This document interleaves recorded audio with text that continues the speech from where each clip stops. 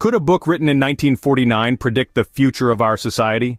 It's a question that piques our curiosity as we explore the world of George Orwell's renowned novel, 1984, a world that, despite being a product of the mid-20th century, echoes strikingly with our own realities of the 21st century.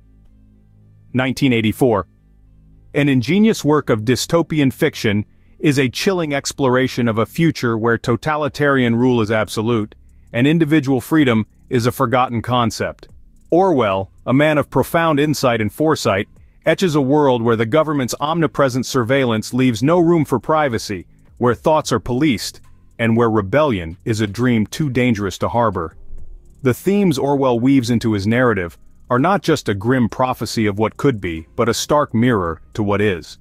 Today's headlines are rife with debates and controversies over privacy rights, government control, and the erosion of personal liberties. The lines between the world of 1984 and our own seem to blur with each passing day. Orwell's protagonist, Winston Smith, finds himself entrapped in this dystopian world, a cog in the wheel of the totalitarian regime, the party. His struggle for freedom, his yearning for truth, and his defiance against the system serve as a stark warning. A warning that freedom is fragile, that truth is malleable, and that control, once seized, is a beast not easily tamed. Orwell's 1984 isn't just a novel, it's a cautionary tale, a wake-up call. It's a warning against the dangers of unchecked power, of unregulated surveillance, of the suppression of individual freedom. It's a cry for vigilance, for awareness, for resistance against the encroachment on our liberties. As we delve into the world of 1984, keep in mind how eerily similar it feels to our own. And remember, Orwell's 1984 is not just a window into a dystopian future, it's a mirror reflecting our present. Imagine living in a world where every move you make, every word you say, is watched. In the dystopian universe of 1984, Winston Smith leads a life that is, to say the least, far from enviable. His existence is characterized by constant surveillance, a relentless invasion of privacy that leaves no room for secrets. Winston lives in a world where cameras and microphones are ubiquitous, where there's no such thing as a private conversation or a moment of solitude. The party, the omnipotent government of this grim society, watches every citizen, every hour of the day. They scrutinize every gesture, every facial expression, and every murmur, looking for signs of dissent, of rebellion. In Winston's world, the manipulation of information is not just a strategy but a way of life. The party controls what people know, what they remember, what they believe. The Ministry of Truth, where Winston works, alters historical records to match the party's propaganda, creating a reality where the party is always right, always victorious. Truth becomes a commodity, something to be shaped and sold by those in power. But perhaps the most terrifying aspect of Winston's existence is the suppression of individuality. In this society, you are not a person, but a cog in the machine. Your thoughts, your desires, your dreams, they don't belong to you. They belong to the party. Everything that makes you unique, that makes you human, is systematically eradicated. Uniformity is the norm, and deviation is a crime. Now let's compare this to our modern concerns about privacy and censorship. Today we fear the loss of our privacy due to the proliferation of surveillance technology. We worry about the manipulation of information by powerful entities, who can control what we see, what we read, what we believe. We fret over the suppression of individuality in a world increasingly dominated by conformity and political correctness. In Winston's world, there is no escape from the watchful eyes of Big Brother. In 1984, power is not just about control, it is about absolute dominance. The party in 1984 is a formidable force.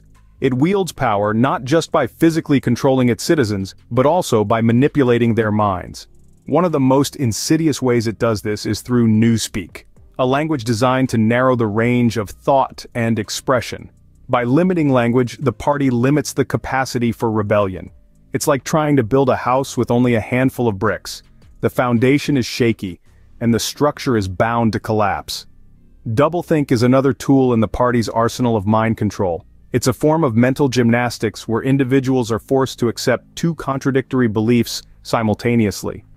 It's a paradox that keeps the citizens in a constant state of confusion and compliance. They are made to believe that war is peace, freedom is slavery, ignorance is strength. The thought police are the enforcers of this distorted reality. They are the watchdogs of the party, sniffing out any hint of dissension or independent thought, They are the embodiment of the party's omnipresence, watching, listening, and ready to punish anyone who dares to step out of line. This might sound like a dystopian nightmare, but parallels can be drawn between the party's tactics and strategies used by governments around the world today. Language manipulation, for example, isn't just a fictional concept, it's a real, tangible tactic used to shape public opinion and control narratives. War on terror, enhanced interrogation, collateral damage. These are all examples of newspeak in action. The thought police might not be prowling our streets, but the surveillance state is very much a reality in many parts of the world. The party's control is absolute, and resistance, as Winston learns, seems futile. But it's not just about the dystopian world of 1984. It's a cautionary tale, a warning about the power of language, the dangers of unchecked surveillance, and the importance of critical thought in the face of oppression.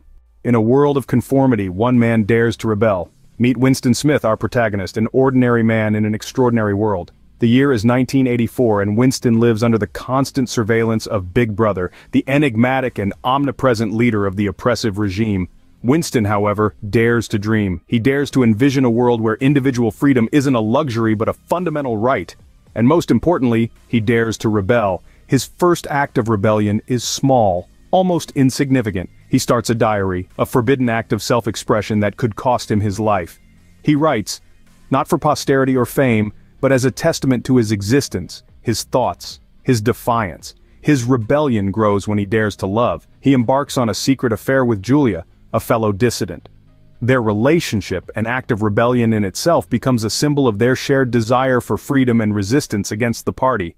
Their love isn't just an emotional bond, it's a political act, a daring defiance against a regime that seeks to control not just their actions but their very thoughts and emotions. But rebellion comes at a cost. Winston and Julia are eventually captured, their dreams of freedom shattered under the brutal might of the party. Their capture isn't just a personal tragedy, it's a chilling reminder of the cost of defiance in a totalitarian society. Winston's rebellion, his love for Julia, his eventual capture, they all serve as potent symbols of individual freedom and resistance against oppressive regimes. They remind us of the power of the human spirit, the resilience of the individual, and the courage it takes to stand against a system that seeks to control and oppress. Winston's fate is a reminder that rebellion isn't free, that defiance comes at a cost, but it's also a testament to the human spirit, to our innate desire for freedom and our willingness to fight for it. Winston's fate is a chilling reminder of the cost of defiance in a totalitarian society. More than 7 decades after its publication, 1984 continues to resonate with readers. But why, you may wonder? The answer lies in the heart of our modern world, where Orwell's dystopian vision seems to be more of a prophecy than a work of fiction. In the age of digital revolution, the themes of 1984 are as relevant as ever. The omnipresent surveillance, the manipulation of truth, and the control of information that Orwell warned us about have found new incarnations in the 21st century. Every click, every search, every post we make is potentially under scrutiny, making privacy a commodity that's increasingly rare. Moreover, Orwell's concern about government control is evident in debates about the balance between security and privacy. Across the globe, governments are grappling with the question of how much surveillance is necessary for security. As the boundaries of what is considered private continue to shift, Orwell's vision of a society under constant watch doesn't seem too far-fetched. Then, there's the control of information, another theme that rings true today. In the world of alternative facts and fake news, the manipulation of truth that Orwell described in 1984 has taken on a new significance. The party's slogan, "Who controls the past, controls the future, who controls the present controls the past," reminds us of the power that comes with controlling the narrative. Orwell's dystopian vision has not only influenced our understanding of these issues, but has also shaped contemporary discussions about them. His cautionary tale forces us to question our own society, our own freedoms, and our own truths. It compels us to scrutinize the powers that be and to constantly evaluate our own role within the systems we inhabit. 1984 may be a work of fiction, but its warning is very real. As we navigate the complexities of our modern world, Orwell's cautionary tale remains a crucial guide. It reminds us that we must remain vigilant, question everything, and never take our freedoms for granted, because as Orwell showed us, once lost, they're not easily regained.